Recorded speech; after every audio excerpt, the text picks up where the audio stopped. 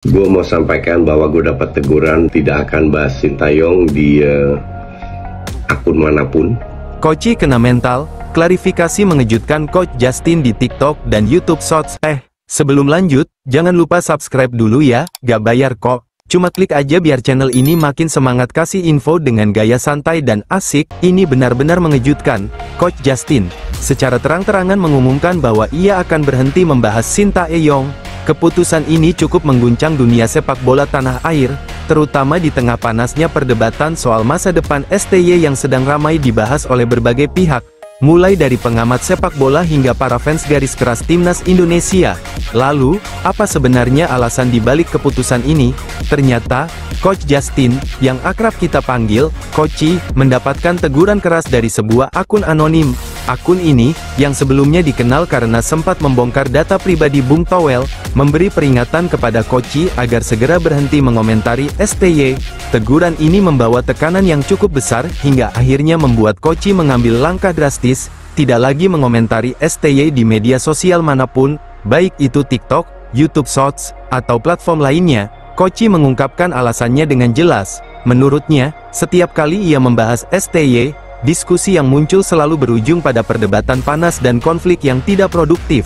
Daripada ribut dan masalah ini semakin besar, lebih baik saya mundur dan tidak bahas STY lagi, ujar Koci dalam klarifikasinya.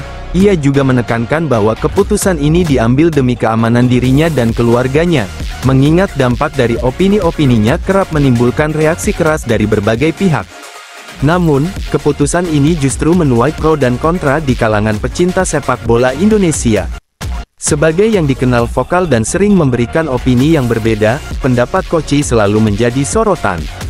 Belakangan, publik menilai pendapat Koci tentang STY cenderung tidak konsisten. Sebelumnya, ia dikenal sebagai pendukung besar STY, bahkan memuji keberhasilan pelatih asal Korea Selatan ini membawa timnas ke level yang lebih tinggi. Tapi, dalam beberapa waktu terakhir, Koci justru menyarankan agar Indonesia mengganti pelatih jika ingin tampil kompetitif di Piala Dunia. Perubahan sikap ini membuat banyak fans merasa kecewa dan bingung.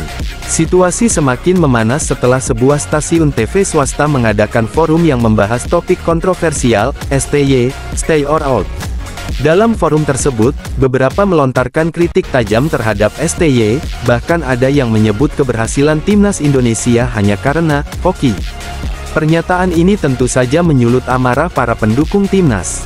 Mereka merasa bahwa perjuangan pemain, pelatih, dan supporter, yang telah memberikan segalanya demi kemajuan timnas, tidak dihargai. Koci sendiri pernah menyatakan di podcast bersama Helmi Yahya bahwa lolosnya Indonesia ke Piala Dunia adalah sesuatu yang berada di luar ekspektasi. Menurutnya, hanya dengan lolos saja sudah menjadi kebanggaan besar bagi seluruh rakyat Indonesia. Bahkan, ia sempat mengatakan bahwa STY layak dibuatkan patung jika berhasil membawa timnas lolos ke turnamen bergengsi tersebut. Namun, pernyataan terbarunya justru bertolak belakang. Koci kini menyebut bahwa jika Indonesia ingin tampil maksimal di Piala Dunia, maka perlu ada perubahan besar, termasuk pergantian pelatih. Sikap yang berubah-ubah inilah yang membuat sebagian fans merasa kecewa.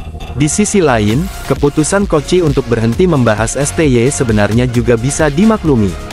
Sebagai seorang yang memiliki pengaruh besar, apapun yang ia katakan akan selalu menjadi bahan perdebatan di kalangan publik. Ketika pendapatnya mulai memicu ancaman dan tekanan, tentu langkah untuk mundur menjadi pilihan yang masuk akal, terutama demi keamanan pribadi dan keluarganya.